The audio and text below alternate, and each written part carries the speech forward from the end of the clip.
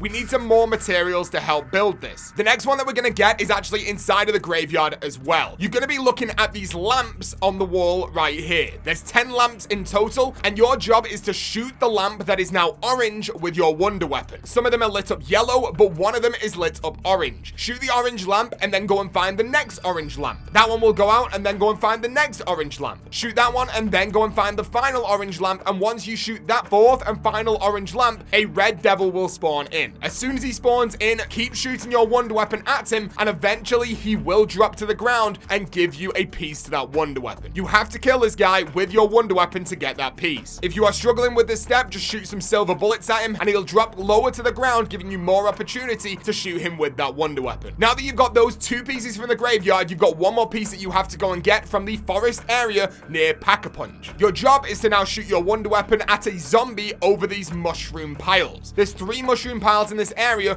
1 at the front, 1 at the middle, and finally 1 at the back near the teleporter in that Pack-a-Punch forest. If you shoot a zombie with the acid upgrade of that wonder weapon, which this wonder weapon only has 2 different varieties of shots right now, so if your first shot is the whirlwind, the second shot will definitely be the acid attack. Shoot a zombie over the mushroom mounds with that acid attack. The zombie will then dig, either revealing nothing or revealing the parts to the wonder weapon. If it reveals nothing, just make your way over to the next mushroom pile and then try it again. And then if that fails, make your way to the final mushroom pile and you'll then receive the wonder weapon part. Now that you've got all the parts to the wonder weapon, make your way back to the lab where you are now going to go over to that machine that you used earlier. Place one of the parts inside of that machine, wait around 10 to 15 seconds, go over to the left hand side of the machine and pick up the end result from that material. Then go and enter the final material into the other slot at the back again, and then wait 10 to 15 seconds and make your way over to the left hand side again where you can then click the end result to that material. Now that you've got all the pieces for that wonder weapon, make your way to the back of the laboratory where you can now interact with this buildable table. This will then build you the Alistair's Annihilator, which is the fully upgraded wonder weapon. Now that you've got this, you can now make your way onto the next step of the Easter egg, which is going to be meaning that you need to go over to the graveyard. Do a full loop of this graveyard, or if you've already been in this area during the Easter egg, you'll notice that leaves are coming off the trees, or the trees are already bald because you've already gone through there. There's 5 bald trees in total, and you need to shoot these trees with the wonder weapon or any explosive weapon like the Hellion. So shoot this tree on the right hand side of this graveyard. It will then drop a stick, interact with the stick, and it will disappear. Make your way up to the top of these stairs where you can now shoot the next tree. It will drop a stick, pick up that stick, and then move on to the the next tree, which is going to be over the left-hand side of the mausoleum. Shoot that tree, pick up the stick, and then make your way down the next set of stairs where you'll see the next tree. Shoot that tree, it will drop a stick, interact with that stick, the stick will disappear, and then make your way down the ramp to the final tree near the water fountain. Shoot that tree, and it will drop a stick and pick up that stick. Now you can make your way back into the graveyard, where you now need to find the tombstone with your character that you are playing as. These locations will change in each game that you are in, but they're always in the graveyard, so it's super easy to find. Once you interact with the gravestone of your character, you will then go into this weird green mode. If you make your way over to the middle of the graveyard, you'll now notice that these sticks will turn into a Wickerman structure. Your job now is to shoot the floor of this Wickerman structure and make sure that the fire elements from this wonder weapon activates on the ground. Every 1 of 3 shots will activate this fire element. So just get the fire element to go on the ground and then interact with the Wickerman structure,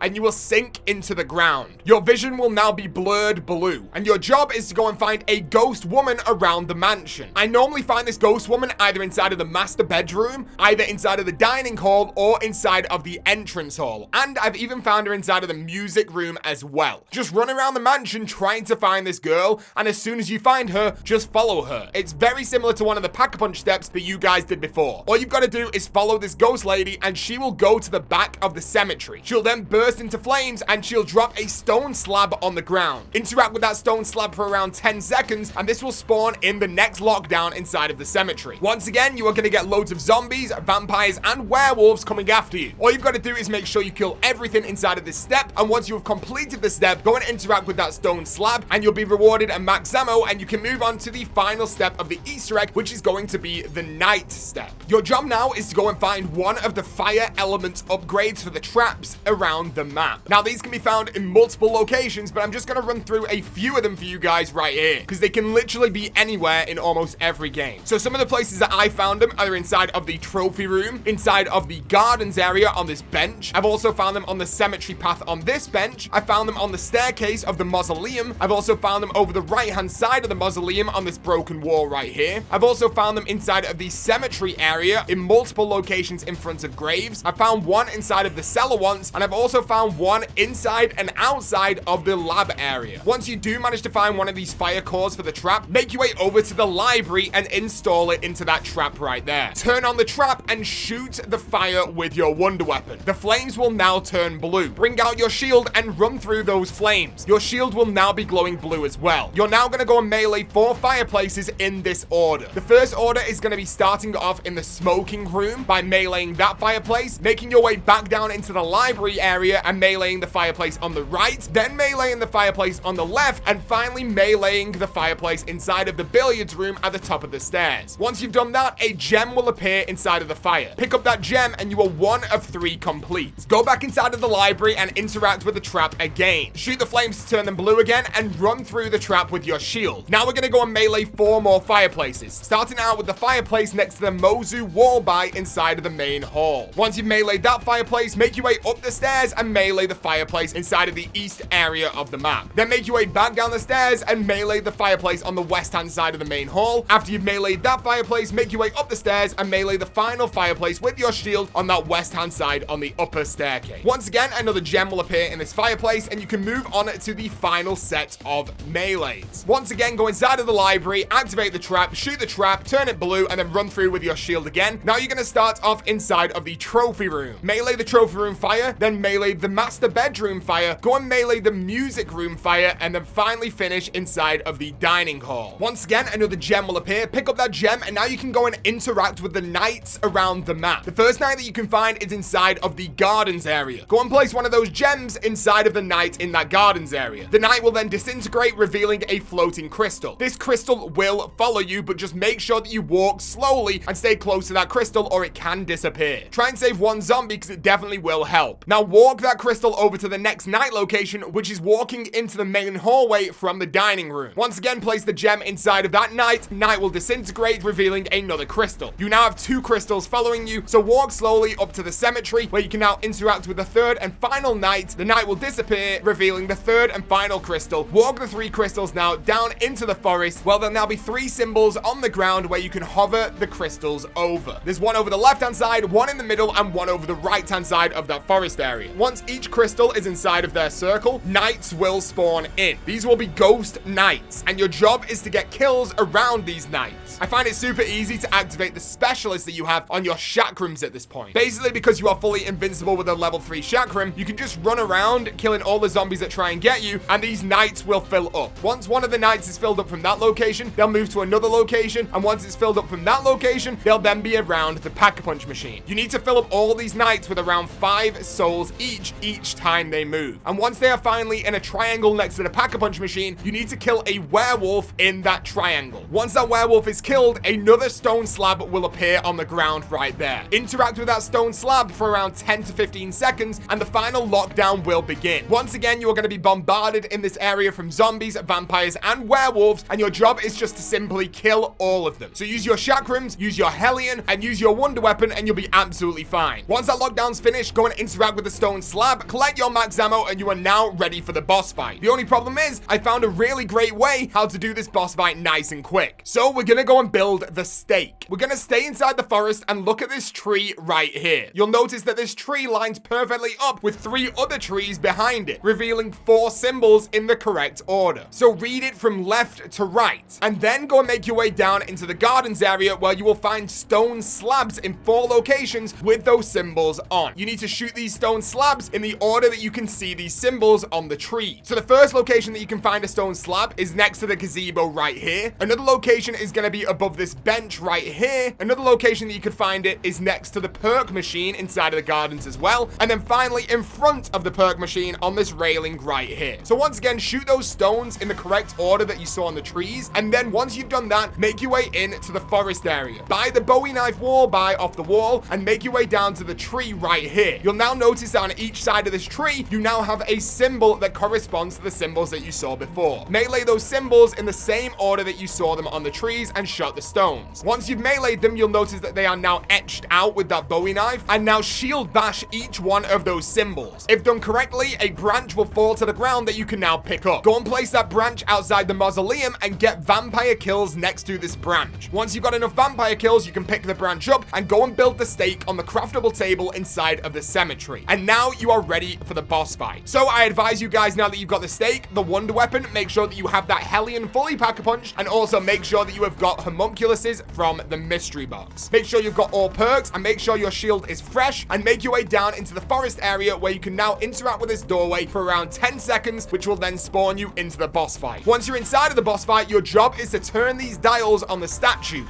and you can see a green square on the ground. Your job is to turn those statues to the direction that the green square is in. Once they are all active, you'll notice that the green square is now glowing brighter, and your job is to get the invisible werewolf to charge at you so it's stopped inside of that green square. Once the werewolf is in the square, throw a homunculus on the ground so you can't get surrounded by zombies, and melee that werewolf in the chest with your stake. It's going to take about 3 or 4 melees, and the werewolf will instantly die. You've completed round 1. The second wave of the boss fight is super simple as well. All you've got to do is just get kills. There'll be around 2 or 3 werewolves that spawn in. Kill those werewolves really quickly just with 1 blast of that fully upgraded Hellion, and that will then spawn in wave 3. Wave 3 is the same as wave 1, but it won't show you where the green square is initially. You need to turn the dials on the statues until one of them is on that green square that is invisible. The green square will now glow, and you can interact with the other 2 statues, putting them on the green square as well. Once again, get that invisible werewolf to charge at you. Once he's in the green square, he will stop. Throw your homunculus on the ground, and then finally melee that werewolf until he dies, and congratulations, you have completed the full Dead of the Night Easter egg for Black Ops 4 Zombies. I hope you guys have enjoyed this video, and if you have, make sure you absolutely smash a like on this video right now. I would really appreciate it. And also make sure that if you are brand new to the channel, to click that subscribe button and become the latest member of the Pizza Club. Thank you so much for watching, guys, and I'll see you in the next video or the next live stream. Peace out.